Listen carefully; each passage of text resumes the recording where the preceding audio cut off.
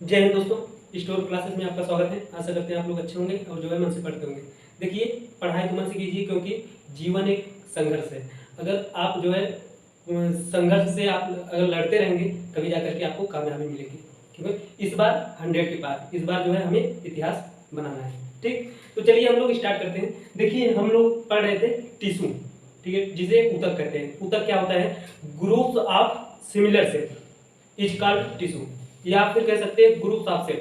अगर ऑप्शन में groups of similar cell दिया हो और ग्रुप्स ऑफ सेल भी दिया हो तो ज्यादा प्रीफर करेंगे, प्रायोरिटी देंगे ग्रुप्स ऑफ सिमिलर सेल को।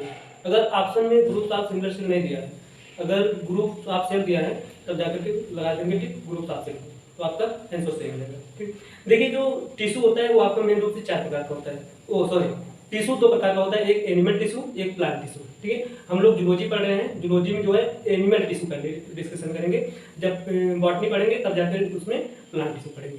ठीक, तो एनिमल टिश्यू आपका 4 प्रकार का होता है। पहला एपिथेलियल टिश्यू, दूसरा कनेक्टिव टिश्यू, तीसरा मस्कुलर टिश्यू, चौथा नर्वस टिश्यू। ठीक, देखिए एपिथेलियल टिश्यू क्या होता है, ये सब चीज़ें हम जो है ये इसका बता दिए हैं। ये वीडियो अगर आप नहीं देखें तो इस चैनल पे अपलोड है, आप जाकर के देख लीजिए और उसका लिंक जो है डिस्क्रिप्शन बॉक्स में दे देंगे। ठीक, आज का जो हम लोगों का टॉपिक है वो है कनेक्टिव टिश्यू, जिसे हिंदी में संयोजी ऊतक कहते हैं। ठीक, कनेक्टिव टिश्यू का मतलब क्या होता है? ये जो बॉडी होता है सभी को एक दूसरे से कनेक्ट करके रखता है, जो एक दूसरे से कनेक्ट करके रखता है उसे ही कनेक्टिव टिश्यू कहते हैं। ठीक, तो चलिए देख लेते हैं। देखिए, जो कनेक्टिव टिश्यू होता है जिसे हम संयोजी ऊतक कहते हैं। ठीक, ऑर्गन्स एंड टिश्यू। ऑर्गन्स क्या होता है? देखिए, जो सेल होते हैं, सेल, बहुत सारे सेल मिल करके टिश्यू का निर्माण करते हैं। ठीक, टिश्यू टिश्यू और बहुत सारे टिश्यू मिल करके ऑर्गन का निर्माण करते हैं, ऑर्गन, और बहुत सारे ऑर्गन मिल करके ऑर्गन सिस्टम बनाते हैं। ठीक, फिर उसके बाद बहुत सारे ऑर्गन सिस्टम मिल करके बॉडी स्ट्रक्चर बनाते हैं। इसे इस प्रकार से समझिए, जैसे ये कमरा बना है, ठीक है, इसमें जो सबसे छोटी सी छोटी यूनिट होती है वो ईंट होती है। वैसे शरीर की सबसे छोटी सी छोटी यूनिट सेल होती है। ठीक, जब बहुत सारे सेल को मिलाते हैं तो टिश्यू का निर्माण होता है। वैसे जब बहुत सारे ईंटों को मिलाया जाता है तो आपका एक तरफ का दीवार तैयार हो जाता है। ठीक, अब बहुत सारे टिश्यू मिल करके आगे बनाते हैं, तो वैसे जो है एक तरफ दीवार, चारों तरफ की दीवार मिला करके एक जो है आपका कमरा तैयार हो जाता है। ठीक, अब उसके बाद देखिए बहुत सारे आगे मिल करके आगे सिस्टम बनाते हैं। अब ये आगे ऐसे समझिए, देखिए चारों तरफ कमरा बन गया और उसके बाद ऊपर छत पड़ गया, तो ये आपका कमरा तैयार हो गया। ठीक, अब उसके बाद देखिए बहुत सारे आर्गन सिस्टम मिलकर के बॉडी बनाते हैं। ठीक है, स्ट्रक्चर बॉडी का रूप देते हैं। वैसे बहुत सारे भाई कमरा बनाए हैं तो एक ही कमरा थोड़ी ना होगा, कई कमरा भी हो सकता है। अगर एक भी कमरा होगा तो उसमें भी किचन अटैच होगा, बाथरूम अटैच होगा और सब वगैरह वगैरह ये सब चीज़ें होंगी। ठीक, तो वैसे सभी को मिलाकर के घर बोला जाता है, वैसे इसे बॉडी बोला जाता है। ठीक, ये तो समझ में आ गया। तो यही कह रहा है ऑर्गन एंड टिश्यू को कनेक्ट में हेल्प करता है। मतलब ये जो कनेक्टिव टिश्यू होता है ये ऑर्गन और टिश्यू को आपस में इंटर कनेक्ट करके रखता है। ठीक, इतना समझिए। अब देखिए अगला पार्ट क्या है, सेल नंबर। ये जो कनेक्टिव टिश्यू होता है इसमें सेल का नंबर कम होता है। ठीक, बहुत कम होता है। ठीक, ये कनेक्टिव टिश्यू थोड़ा लंबा टॉपिक है, इसलिए इसमें करीब 2 से 3 वीडियो में कंप्लीट होगा, इसलिए यहाँ पे लिख दिए हैं पार्ट 1। ठीक, ये पहला पार्ट है। अब देखिए कनेक्टिव टिश्यू में मैट्रिक्स ज्यादा होता है। भैया मैट्रिक्स क्या होता है? आपके मन में फ्यूचर में रहा होगा मैट्रिक्स क्या होता है। देखिए जैसे आप एक बाल्टी ले लीजिए, ठीक है, उसमें आप पानी भर दीजिए। ठीक, बाल्टी तो आपका एक प्रकार से कवर हो गया, लेकिन उसके अंदर जो आपने वाटर भरा, पानी भरा, वो एक लिक्विड की तरह है। ठीक है, वही वैसे मतलब हमारे और बॉडी में होता है, हमारे बॉडी में भी होता है। जो सेल होता है, सेल के अंदर जो लिक्विड पदार्थ भरा रहता है उसे मैट्रिक्स कहते हैं। ठीक, वही कहना चाह रहा है। मैट्रिक्स की संख्या बहुत ज्यादा होती है। ठीक है, ये मैट्रिक्स में क्या क्या होता है? जो मैट्रिक्स होता है उसमें क्या क्या चीज होता है? तंतुअर। तंतुअर का मतलब होता है फाइबर, फाइबर होता है। ये ठोस होते हैं। ठीक, और जेली, जेली लाइक होता है तरल, तरल मतलब लिक्विड फॉर्म में होता है तरल, और कठोर, कठोर भी हो सकते हैं। ठीक, इन सभी अवस्थाओं में रह सकता है। ठीक, ये मैट्रिक्स, ये समझ में आ गया। अब देखिए फाउंड मतलब कहाँ पे पाया जाता है? ये जो कनेक्टिव टिश्यू है ये कहाँ पे पाया जाता है? देखिए, ओ सॉरी, ये मैट्रिक्स कहाँ पे पाया जाता है? यहाँ पे ये ऐसे कर लेते हैं। ठीक, कनेक्टिव टिश्यू इंटरनल आर्गन, जो अंदर के सभी आर्गन होते हैं।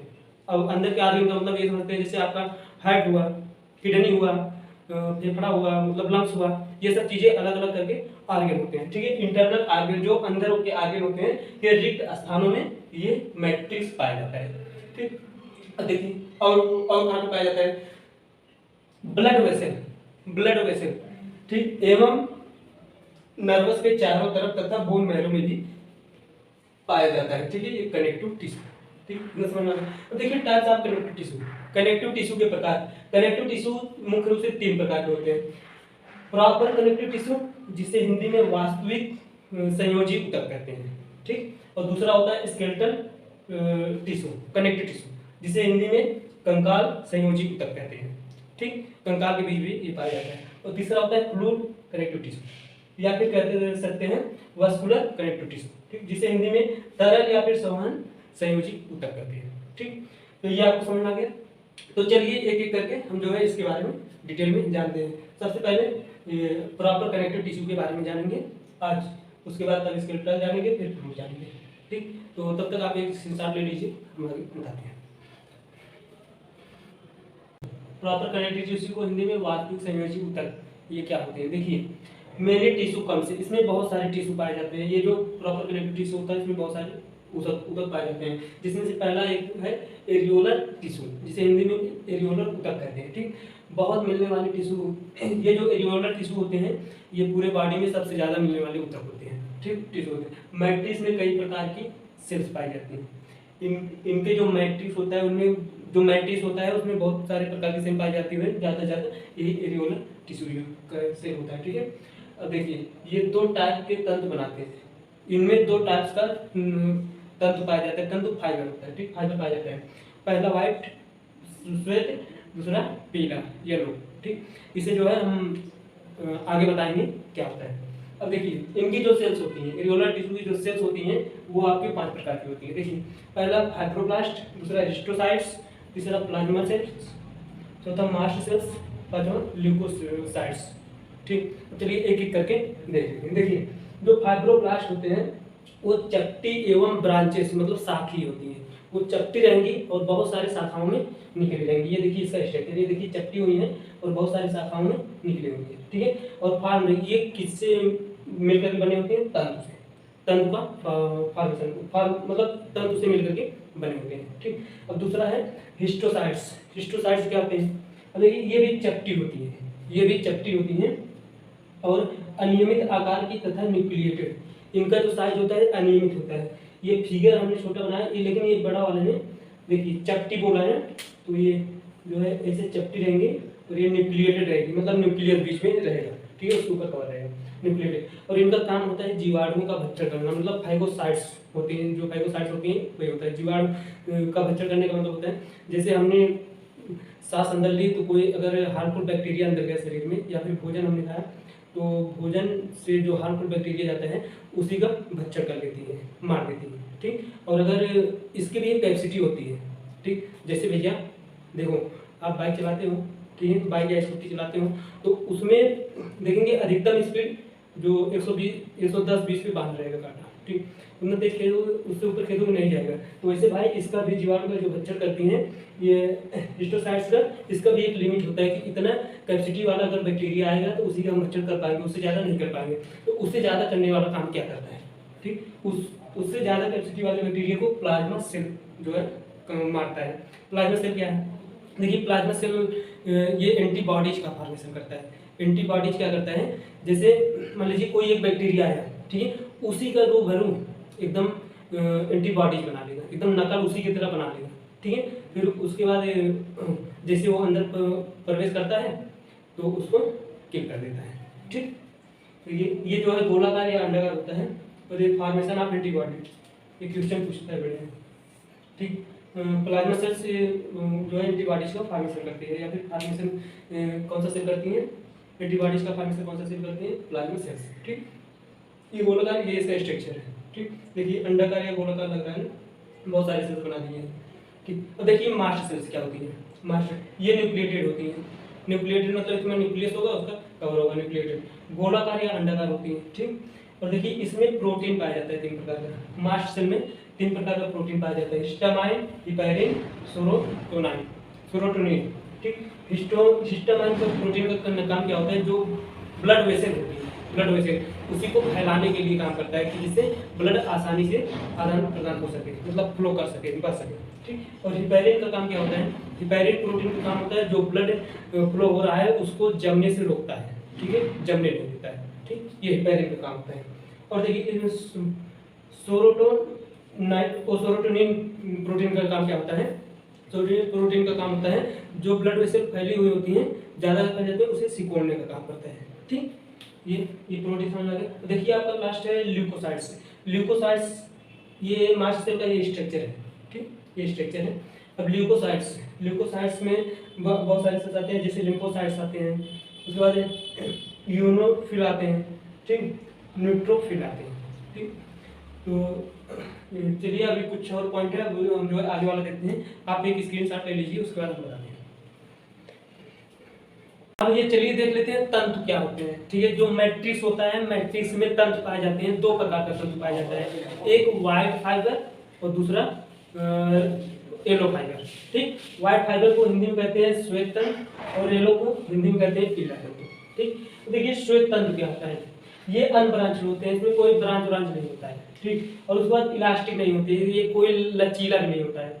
ये किससे मिलकर बने होते हैं, व्हाइट फाइबर किससे मिलकर बना होता है, ये क्वेश्चन पूछता है, इसीलिए हम लोग जो है इसे गोले में कर दिया। ठीक, कोलेजन से बने होते हैं, कोलेजन नाम का एक पदार्थ होता है, उसी से जो है ये बने होते हैं व्हाइट फाइबर। ठीक, इसका ये फिगर है, देखिए ये जो है ब्रांच नहीं होता है, इसलिए करेक्ट नहीं। अगर ये एक ब्रांच होता है तो ऐसे ऐसे करके बनता है, ऐसे एक ही जगह से इसकी उत्पत्ति होती है। ठीक है, एक ही जगह से, लेकिन अनब्रांच होता है, इसलिए ये नहीं होता। अब ये वाला देख लीजिए, येलो फाइबर क्या होता है, येलो फाइबर ये जो है ब्रांच में होता है, मतलब शाखी होता है और इलास्टिक भी होता है, लचीला भी होता है। ठीक, ये किससे मिलकर बना होता है, इलास्टिक नामक पदार्थ से मिलकर बना होता है। भैया जो है व्हाइट फाइबर किससे मिलकर बना होता है, कोलेजन नामक पदार्थ से बना होता है। और येलो फाइबर किससे मिलकर बना होता है, इलास्टिक नामक पदार्थ से बना होता है। और ये ब्रांच होता है और इलास्टिक होता है। ठीक, इसका ये फिगर है, देखिए एक ही जगह से इसकी उत्पत्ति हुई है और ऊपर जाकर के अलग अलग हुए हैं। ठीक, तो देखिए function of irregular tissue, irregular tissue का जो है कार्य क्या क्या है। इरेगुलर टिश्यू का कार्य होता है स्किन को मसल से कनेक्ट करा के रखना। ठीक है, जो त्वचा होती है, त्वचा को मांसपेशियों से कनेक्ट करा के रखना, या फिर मांसपेशियों को मांसपेशियों से कनेक्ट करा के रखना, पूरे शरीर को। ठीक, देखिए त्वचा को मांसपेशियों से कनेक्ट करा के रखना, ये देखिए आप प्लस का निशान लगा दिए हैं, तो इसलिए ये कनेक्ट का निशान है। ठीक, और देखिए मांसपेशियों को मांसपेशियों, ये शॉर्टकट लिख दिए हैं, समझ जाइएगा, मांसपेशियों को मांसपेशियों से कनेक्ट करा के रखता है। ठीक, और आंतरिक रचनाओं को आपस में बांध कर रखता है। ये जो इरेगुलर टिश्यू है, आंतरिक रचनाएं, भैया आंतरिक रचनाएं सभी जो जितने भी बॉडी के अंदर जितने भी हर जगह स्किन, पहले बात स्किन तो हर जगह पाई जा रही है, स्किन के अंदर मसल होंगी और मसल, स्किन और मसल के बीच मांसपेशियां होंगी। अगर उसे बांध करके नहीं रखेगा तो पता लगा मांसपेशियां यहाँ होना चाहिए, इधर हो जाए। ठीक, तो आपका हाथ ऐसे काम करना चाहिए तो ऐसे काम करने लगे, या फिर ऐसे काम करने लगे, तो ऐसा नहीं होता है। ठीक, अब देखिए लिम्फोसाइट का संबंध एंटीबॉडी सिंथेसिस से है। जो लिम्फोसाइट हमने बताया था लास्ट में, 5वां वाला बताया था लिम्फोसाइट। ठीक, उसका वो लिम्फोसाइट का मेन काम क्या होता है, या फिर संबंध या फिर मेन काम क्या होता है, एंटीबॉडी का फॉर्मेशन करना या फिर सिंथेसिस करना। ठीक, ये समझ में आ गया। तो आपका ये जो है कनेक्टिव टिश्यू का पहला वाला इरेगुलर टिश्यू हमने खत्म कर लिया, दूसरा वाला स्टार्ट करेंगे जो है एडिपोज टिश्यू। ठीक, एडिपोज को कहते हैं वसा संयोजी ऊतक। ठीक, वो जो है अगले वीडियो में देखेंगे। ये वीडियो यहीं पे स्टॉप करेंगे क्योंकि वीडियो थोड़ा लंबा हो रहा है। अगर ज़्यादा लंबा वीडियो हो जाएगा तो आपको भी दिक्कत होगा, समझ नहीं आएगा और बोरिंग लगेगा। तो इससे अच्छा है कि ये वीडियो कुछ पार्ट में बनाया जाए। तो ये किसके साथ ले लीजिए आप। चलिए ये वीडियो यहीं पे स्टॉप करते हैं। आपको ये वीडियो कैसा लगा हमें कमेंट करके जरूर बताइएगा, और अगर मन में कोई डाउट हो या फिर क्वेश्चन हो, कमेंट बॉक्स आपका है, आप उसके हकदार हैं, आप जाकर के क्वेश्चन कर सकते हैं, हम उसका आंसर आपको देंगे। चलिए हमारी आपको मुलाकात होगी अगले वीडियो में। जय हिंद, धन्यवाद।